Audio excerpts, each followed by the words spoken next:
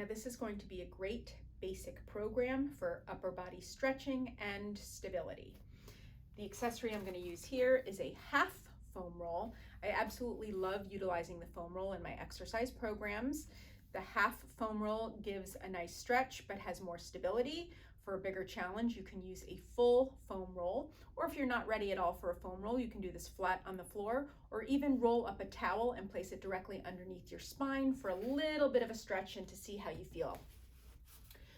Before we use it, we're going to lie down on the floor and just set it aside for a moment and find our nice neutral spine and take 3 big deep breaths.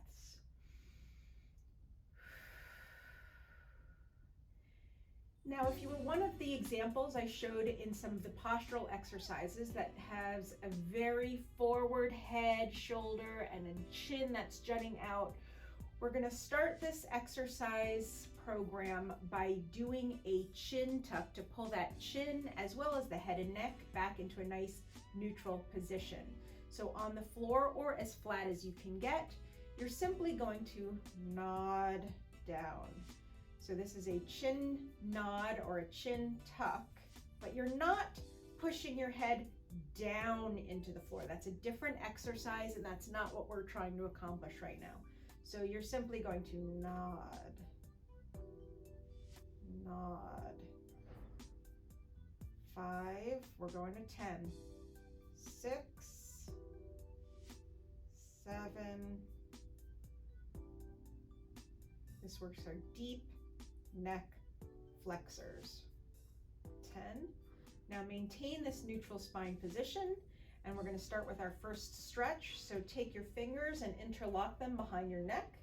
Your elbows will be pointing towards the ceiling, and we're just going to drop the elbows down to the floor and up. Floor, hold a few seconds, and up.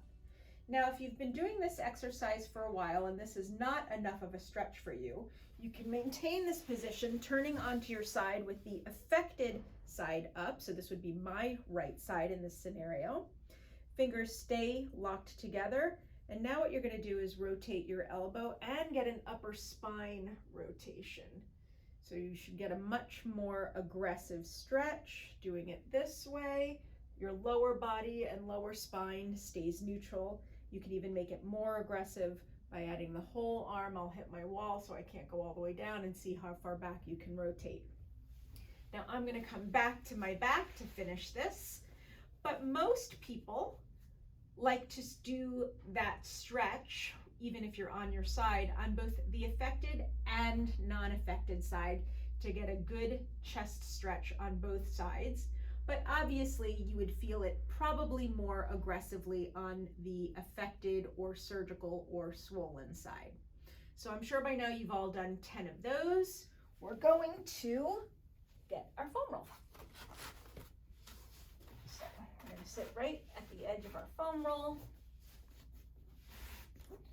and lie down along the length of it, and just take a moment here to let your shoulders fall back and just open and stretch for a minute. Take another breath if you would like.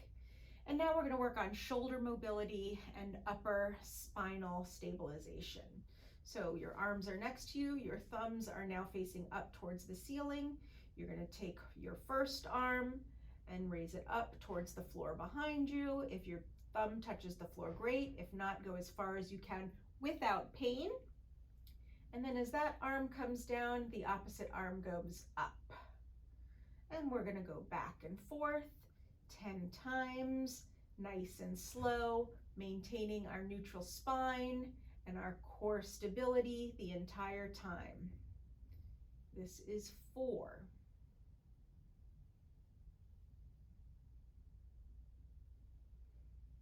You'll feel your core and even your legs have to work a little bit harder if you're on the foam roll to maintain balance. You should be getting to 10 of these. And nice stretch in the shoulder, and then lower all the way back down. What we're going to do next is raise our arms so our fingertips are straight up towards the ceiling. Keeping your nice neutral spine and tight core, you're going to pull your shoulder blades back around this foam roll, give it a hug, and then try and reach for the ceiling, pulling all the way up at your shoulder blades. So down, hug the foam roll, up all the way to the ceiling. Your shoulder blades are doing all of the motion here. This is a very important exercise for core and for scapular stability. This is 4. We're going to 10. Slow and controlled is the key. If this becomes very easy for you, you can hold light weights. 6, 7, 8, 9, and 10. Lower all the way back down. Hope you're feeling good. Let's continue with a second set of both of these exercises. 1. If you can reach all the way behind you onto the floor and touch it with your thumb, great. If you can't get there yet, just go slowly and carefully, doing what you can. This is 3.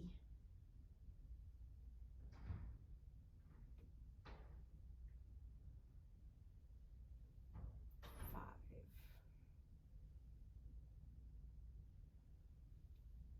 6. Be mindful of where your head and neck and chin position is. 8. 9. And 10. And we're going to lift straight up to the ceiling. Squeeze the foam roll. Press up. 2. 3. 4. 5. 6. 7.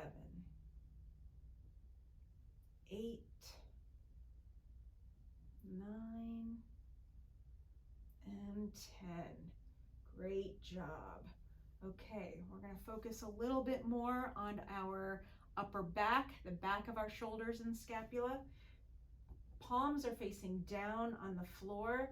Shoulders are nice and relaxed. You're going to push your hands down into the floor and relax. 1, 2, 3. 1, 2, 3. It doesn't look like anything's moving, but I'm pushing down into the floor, holding 3 seconds. This is 5, 6, 7. When you work a muscle, but the arm or limb doesn't actually move, that is called an isometric exercise. Push as hard as you can comfortably, where nothing is moving or form is not changing, and you have no pain. And 10. Good. Now bend your elbows, fists up, and punch towards the ceiling. Nice and slow and controlled. 3, 4, 5, 6, 7, 8, 9, and 10. Arms back down, press down into the floor. 2, 3, 4, 5, 6, 7, 8, 9, and 10. Bend your elbows, keep smiling, punch up. 2, 3, 4, 5, 6, 7, 8, 9, and 10. All right, we're going to finish by clasping our fingers together, rotating our hands out, and pushing towards the ceiling, stretching those shoulder blade muscles that you just worked so hard. Great stretch. And one more time. Ooh, that feels good. Stretching along the shoulder blades. And you can finish with 3 deep diaphragm breaths, either on the foam roll or down on the floor.